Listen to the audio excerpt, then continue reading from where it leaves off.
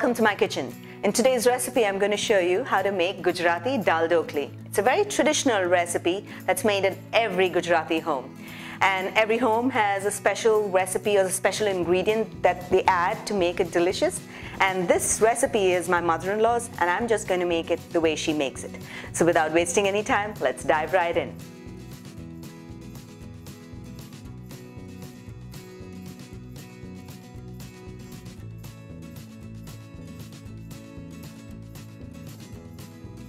So to begin making the Gujarati Dal Dhokli, we first have to make the dhokli dough. The dhokli dough is nothing but a thepla dough, that is nothing but again a paratha dough, which is just spiced up with some turmeric, haldi, asafoetida, the hing. And we make a nice dough out of it, just like we're going to make some paratha, and we keep it aside. And then we go ahead and make the Dal Dhokli. So to begin making the dhokli dough, that is the paratha or the thepla dough, into a bowl I have some flour that is already added. I'm going to add in some turmeric powder, some asafoetida, hing, and salt.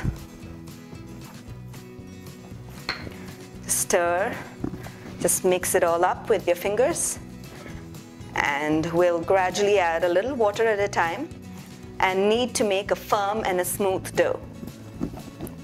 Once all the dough has come together like this and we don't have any flour just hanging around, we'll just drizzle some oil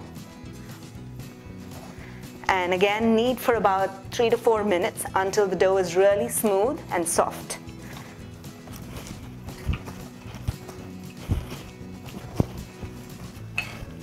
We will allow the dough to rest for some time till we get the dal for the Dal Dhokli ready.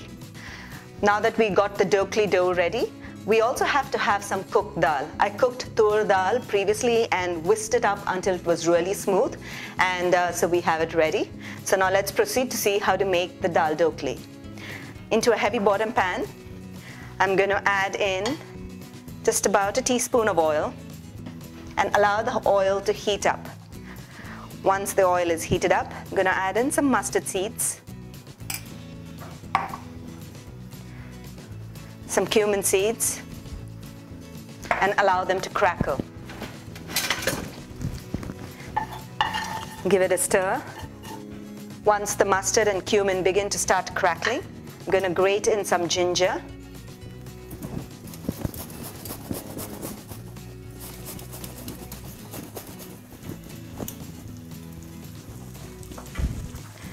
add in some chopped tomatoes. You can also grate in the tomatoes and add it in. A few bay leaves, curry leaves, and an inch, piece of cinnamon stick. It adds to the flavor. So give this a stir until the tomatoes lightly soften. Once the tomatoes have lightly softened, I'm going to add in the turmeric powder, hing, asafoetida,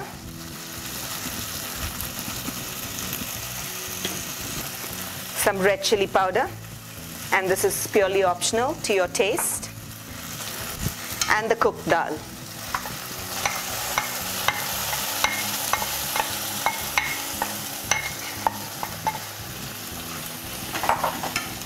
Give this a stir and combine all the ingredients so that all the ingredients get well combined. For Dal Dhokli is essentially a soup-like dal that is really watery, and we're going to be putting in the roti pieces into it. So to make a soup-like dal, I'm going to be adding quite a bit of water. So essentially for about 1 cup of cooked dal, you would add about 4 cups of water, so you have a nice smooth runny dal. You don't want it to be thick. The roti pieces, when they go into it, will actually absorb some water and thicken the dal up.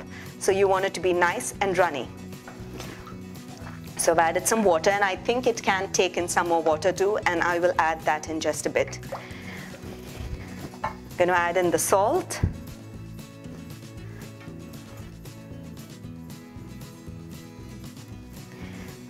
and the peanuts, roasted peanuts. You can also add fresh peanuts and steam it and add it in, and jaggery.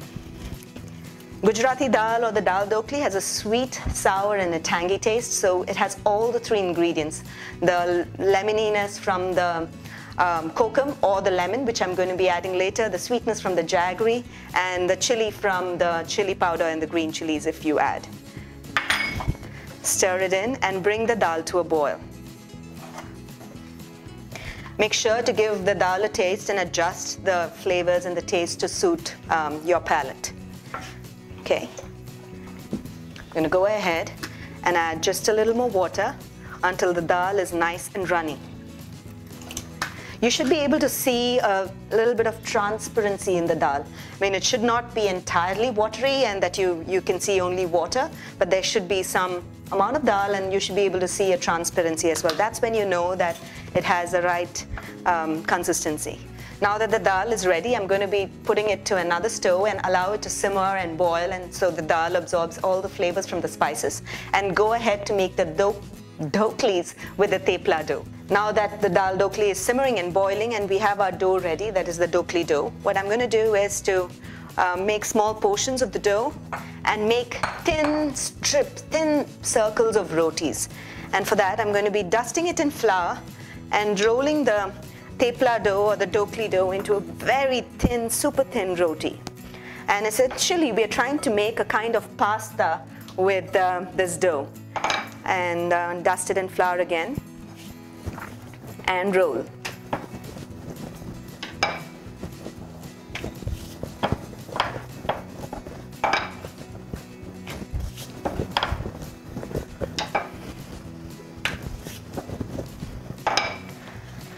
So notice I've made a thin roti with the dhokli dough, and I'm going to make a couple of dhokli doughs like this and keep it aside. Once we have done that and we have the dal come to a nice brisk boil, we'll be cutting strips of this dough and putting it into the dal. So now I have rolled out my roti dough, that is the dhokli dough, and the dal is also briskly boiling. To make a dal dhokli, I'm going to be adding all the strips into the dal and boil it for a couple of minutes, and the dal dhokli will be ready to be served. But when you're making at home, you just have to make sure that you can make the dal ahead and keep it, and you just have to make the theplas, that is the dhokli dough, just before you're ready to serve. So essentially, only when you're ready to serve the dal dhokli, you would make strips of the dhokli, add it to the dal, give it to a brisk boil, and serve it immediately. If you allow the dhoklis to sit in the dal for a longer period of time, it'll become mushy and gooey and it will not taste good at all. So I'm going to be cutting this rolled out dhokli dough into strips, thin strips, and the strips can be about 2 inches. That's it. You know, it'll look just like that. And these strips I'm going to be adding into the dal that has been boiling briskly. And make sure that you've been whisking the dal intermittently as it was boiling, so you have a really smooth tasting dal and you don't have any dal pieces that is coming to your mouth when you taste. So it's really smooth. Okay, so now that you have a nice whisked dal, I'm going to be adding the dhokli pieces into the dal. And that's it. We're going to simmer the dal, as in give the dal a brisk boil for about 3 to 4 minutes. That's it. This is just so that the dhokli, that is the roti pieces, will get cooked evenly. After about 3 to 4 minutes, we will turn off the heat and I will show you how to serve the dal dhokli.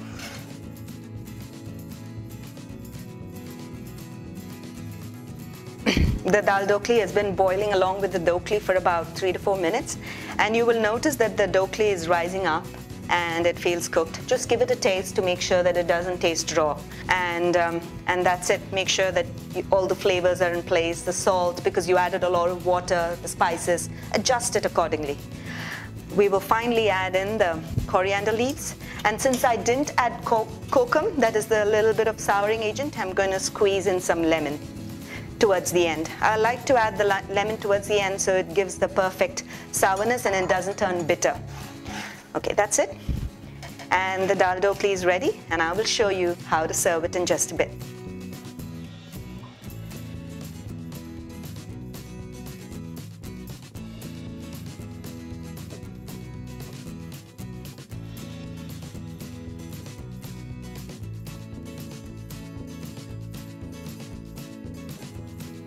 You notice how I served the Gujarati Dal Dhokli? I just sprinkled some onions, spooned in some ghee, we'll mix it all up and just scoop it and eat it. And that's it. It's a really wholesome meal. I hope you enjoyed watching the video of how to make the Gujarati Dal Dhokli, and do give it a try in your kitchen. When you do share your feedback in the comments below. I'd love to hear from you. Until then, until next time, happy cooking and healthy eating.